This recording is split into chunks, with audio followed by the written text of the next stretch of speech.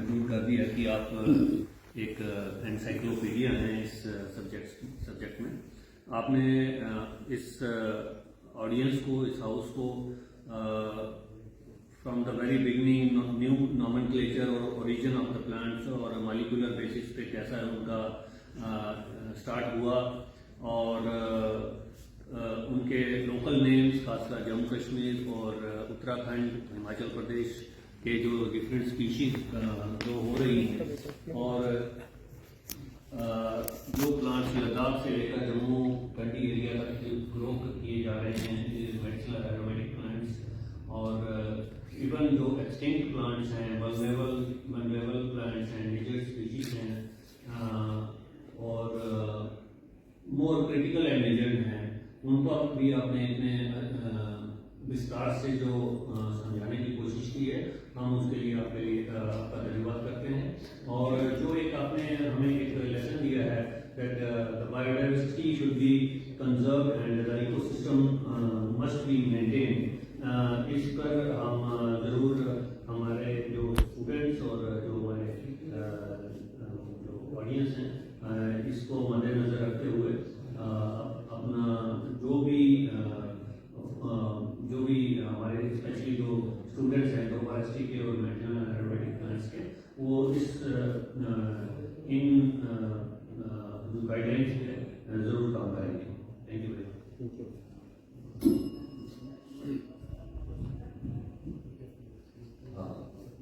First of all, I would like to thank Dr. Kishan for a very elaborate, thought-provoking and brainstorming lecture, and he has exposed us to number of excellent plants. And since this Science Congress, its theme is diversification, sustainability, and climate resilience. These are the three keywords of this Science Congress. And it's not quite simple. I would like to have input from Sharma with regard to that. What type of medicinal plants they are falling in the category of trees, they are falling in the category of herbs, they are falling in the category of shrubs.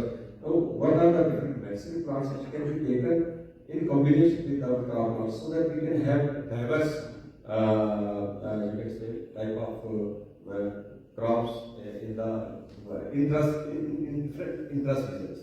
Rather, we can say, suppose we talk of the kharif season, we take different kharif crops, and what are the different medicinal plants which we can take in combination with those, so that we can have a diverse type of cropping system, which is, you can say, in other words, you can say that if because of this changing climate scenario, if a crop fails, then the farmer will get something from the other crop. So it is also one of the remedy made for mitigating the farmers and the farm income. Even it will decrease the exploitation from wild. Could you just throw some light on this?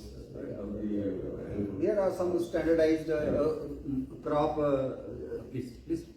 cropping systems which are already being practiced in various locations. So we can go further. For example, last year was the International Year of Millets.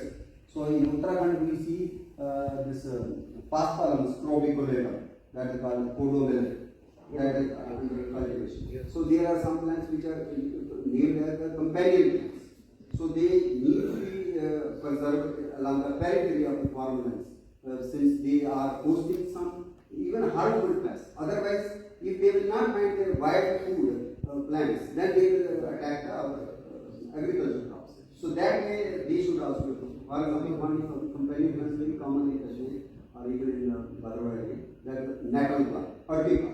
Urtica is an edible plant also, it is a medicinal plant also, but it is also a companion plant, it is also the larger host plant for butterflies.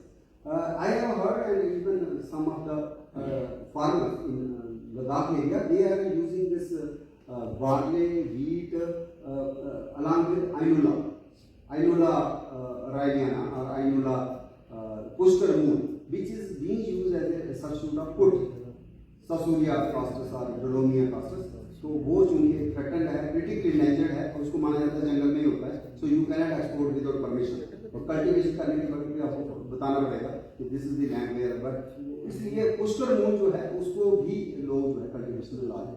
Another plant जो हमारा हरियाणा में मैंने देखा ये ग्लाइसिराइजर ये जो आपका मुलट्ठी जिसके लिए भी मैंने हरियाणा में हो सकता तो why not in but Jammu I couldn't see not only that, जैसे पैडी फील्ड्स के साथ खुद ही ग्रो करता था और सेम क्लाइमेटिक कंडीशंस को चाहिए जिसको हम सामा मिल्क कहते हैं, सामा that is kind of law है ना। सो मेनी स्पीशीज हैं, kind of law crus galli है, काइंड ऑफ लॉ फ्रूमेंटेसी है which is more yield bearing millet है, otherwise kind of law colonum है। So we have already God has given us the design. So एक तो nature की study करके which plant are at what particular kind of zone and soil climate, एक तो वो आपको देखने पड़ेगा। फॉर एग्जांपल यहाँ की जो कंडी वैली की है यहाँ पे ड्राउट रेजिस्टेंट प्लांट हरड़ का गांव माना, राज हरड़ की वही होती थी और आपने बड़ा अच्छा काम किया है स्क्वाश में जो आपने उसको निकाल दिया है ग्राफ्टिंग करके।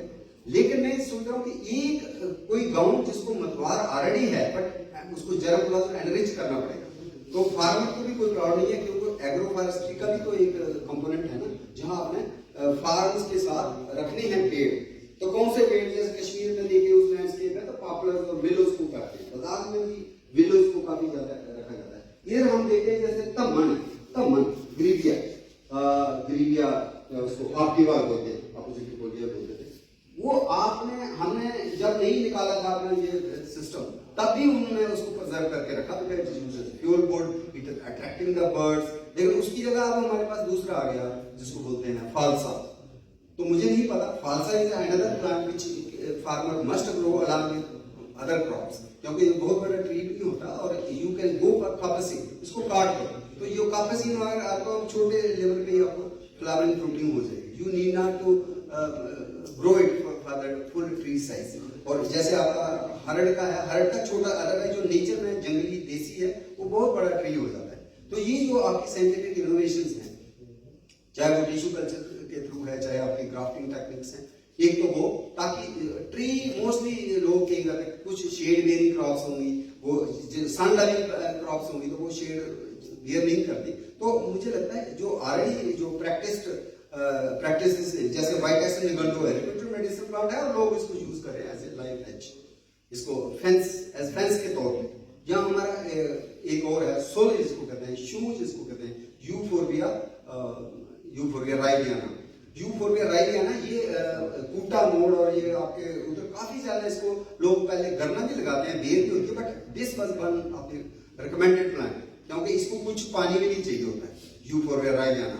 और फिर ये देखा जो शिलाजीत है पहाड़ों से जो आती है, इवन साइंटिफिक स्टडी हुई और वहां ये पता चला कि जो इसकी केमिकल कंपोजिशन है यूफोर्बिया राइलियाना की, शूम की, सोल की, डंडाधोर भी कहते हैं, वही उसमें देखा गया शिलाजीत में। तो ये भी देखा गया कि यहाँ पे ये प्लांट ज्यादा ग्रो करते हैं, वहां की शिलाजीत ऑफ सुपीरियर क्वालिटी। ऐसे ही मस्क डियर है, कस्तूरी का कितना नाम है ना, वन फिरता है कस्तूरी, उसको पता नहीं चलता उसकी नाभि में। ऐसे भी हमने कितनी कहावतें बनाई है लिटरेचर में। और वो मस्क डियर क्या खाता है, वो प्लांट खाता है, वो लेमन फैमिली का प्लांट है, स्कीमिया एंक्यूटेलिया उसको बोलते हैं। लोगों को भी पता है, कोड होता है कि किसी जम्मू में हुआ फेस्टिवल तो वो जितने भी कोड करने वाले नाचने वाले थे, all they use that leaves, यहाँ पे रखे होते हैं, they burn also as incense, वो एरोमेटिक प्लांट है। पर उस दूसरे एंगल से देखो तो मस्क डियर की 80% food preference is only that शराब, जिसको इसीलिए उत्तराखंड में नाम दिया गया रुस पत्ता, क्योंकि रुस इस मस्क डियर का डोगरी पहाड़ी नेम है, रौंसा। डोगरी में हम रौंसा कहते हैं, कश्मीरी वाले रुस कहते हैं, और इसीलिए इसका नाम रुस पत्ता भी है, इसका स्कीमिया है ना। तो स्कीमिया इज अनदर प्लांट जिसको रिलीजियस एंगल से भी काफी कश्मीरी पंडित भी यूज करते हैं और शिवरात्रि में भी चढ़ाए जाते हैं, क्योंकि हम तो इधर बेल चढ़ाते हैं, लेकिन कश्मीर में तो बेल हो नहीं सकती, टेम्परेट रीजन में, तो वहां पे ये स्कीमिया के पत्ते चढ़ाए जाते हैं शिव जी के मंदिरों में।